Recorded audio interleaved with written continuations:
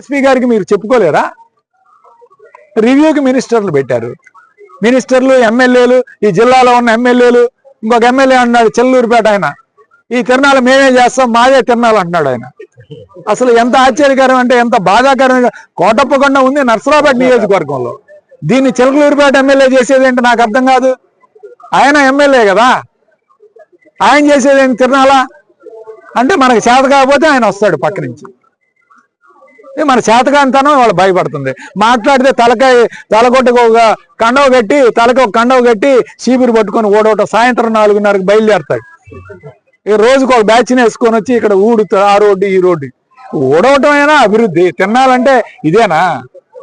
రోడ్లు ఉన్నాయా, బాగులేదా, ఎక్కడ ప్రాబ్లం ఉంది, బస్సులు వెళ్ళాలి, అధికారులను సమన్వయం చేసుకోవాలి, కలెక్టర్ ఎస్పీ గారితో మాట్లాడాలి, ఇవన్నీ మాట్లాడాలా. విఐపి టికెట్లు క్యాన్సిల్ చేశారు. సరే, అది మీ దొంగ టికెట్లు వస్తున్నాయంటే దానికి బార్ కోడ్ పెట్టుకోవచ్చు. వాళ్ళ ఎందుకు పెట్టారు? గతంలో తెలుగుదేశం ప్రభుత్వం ఉన్నప్పుడు కానీ, కాంగ్రెస్ ప్రభుత్వం ఉన్నప్పుడు కానీ, లేకపోతే మా ప్రభుత్వం ఉన్నప్పుడు కానీ విఐపి టికెట్లు ఎందుకు విఐపి పాసులు ఇచ్చామంటే, వాళ్ళకు ఒక టికెట్ ఇస్తే వాళ్ళు వచ్చి ఇక్కడ 500, 1000 రూపాయలు కానుకలు వేసే కార్యక్రమం. అది దేవాలయానికి ఆదాయం. ఇవాళ మీరు ఆన్లైన్లో పెట్టారు. ఎంతమంది ఆన్లైన్లో చూసుకొని టికెట్లు కొనగలరు చెప్పండి? ఇప్పటి వరకు 2000, ఈరోజు నిన్న ఒక 900 ఎంతో పోయినాయి అన్నారు. 3 రోజుల్లో 2500, 3000 టికెట్లు మీరు చేశారంటున్నారు. ఇది మనం ఒక విఐపి వస్తే 1000 రూపాయలు, 500 లేకపోతే 2000 ఆయన ఈ గుడికి కానుకగా ఇచ్చే కార్యక్రమం అంతా కూడా ఈరోజు మనకి ఆదాయం వచ్చే పరిస్థితి ఉంటుంది. అలాంటిది మీరు విఐపి పాసులు తీశారు. ఆన్లైన్ సిస్టమ్ ఎంతమందికి తెలుసు? ఇక్కడ ఏదో ఐటీ చదువుకున్న వాళ్ళు, కాలేజీ కుర్రవాళ్ళు, వాళ్ళకి ఆన్లైన్లో తెలుస్తుంది. ఇక్కడ అంతా మాస్ తిరణాల. ఈ తిరణాల అసలే మాస్ తిరణాల. ఇదేమన్నా తిరుపతి దేవస్థానమా, లేకపోతే ఈ ఆన్లైన్లో టికెట్లు తీసుకునేది? ఇది దేవాలయానికి ఆన్లైన్ పెట్టారు.